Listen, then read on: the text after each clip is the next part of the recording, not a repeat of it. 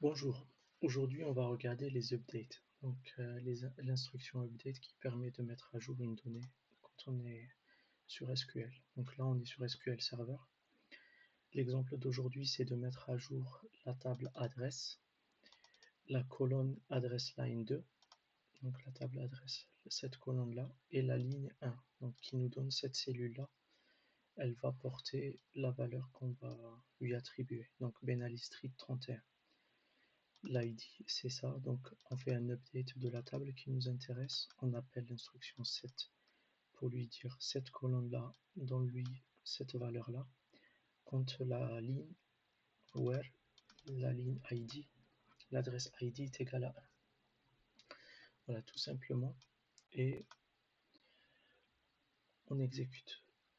Ici, on a Ben Ali Street 31, c'est Ben Ali Street 31 qui est là.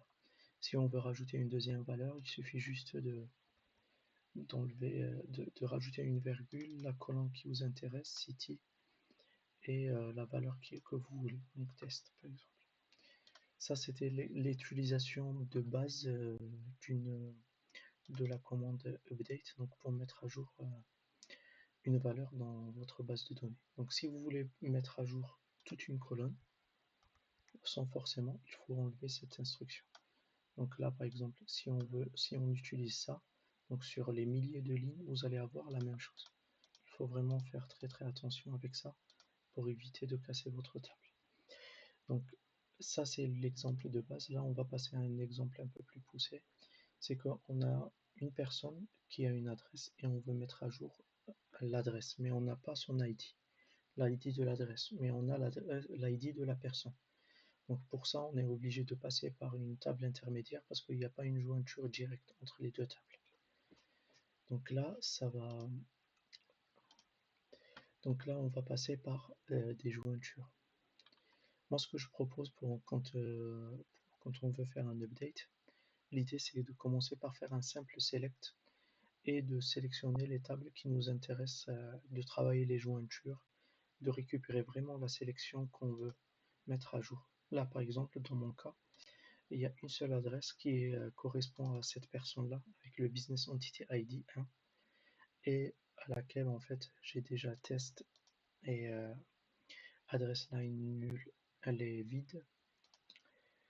Et la date de modification, donc ça remonte à 20h42. On est 20h56. Donc l'idée c'est que quand vous terminez votre select, vous remplacez votre select avec les instructions de update et set. Tout ce que vous avez après dans le set, donc les valeurs que vous avez ici, ça c'est des valeurs que vous pouvez mettre directement dans votre select. Donc tout ce que vous travaillez dans le select, c'est pas vraiment une perte de temps. Ça va vous permettre de travailler mieux votre update.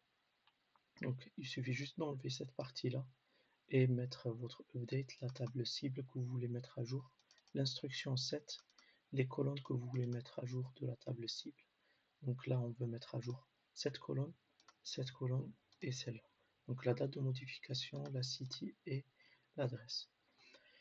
Donc là, on a travaillé les jointures, donc on fait appel à un fromware, donc avec des inner joins.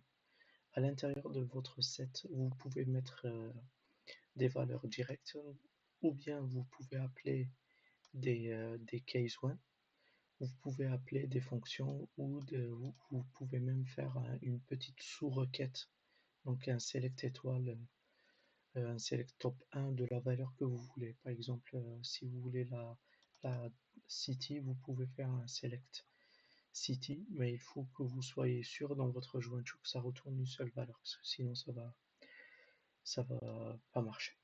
Donc ici, on va exécuter ça. On va revenir sur notre sélection pour voir ce que ça va afficher. Et là, on voit que ici, on avait mis Ben Ali Street. On a Ben Ali Street. Bordeaux, on a Bordeaux. Parce que ça a respecté l'entité ID égale à 1. J'ai fait un truc très basique, mais voilà, juste pour que le message passe. Et la date de mise à jour, 20h58, on est 20h, c'est 20h58.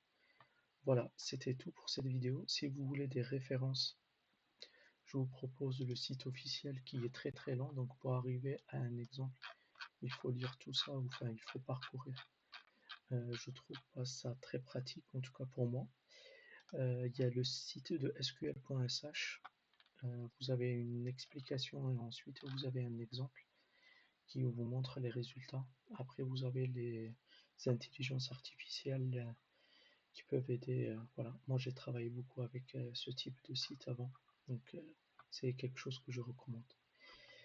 Donc merci d'avoir regardé et je vous dis à très bientôt.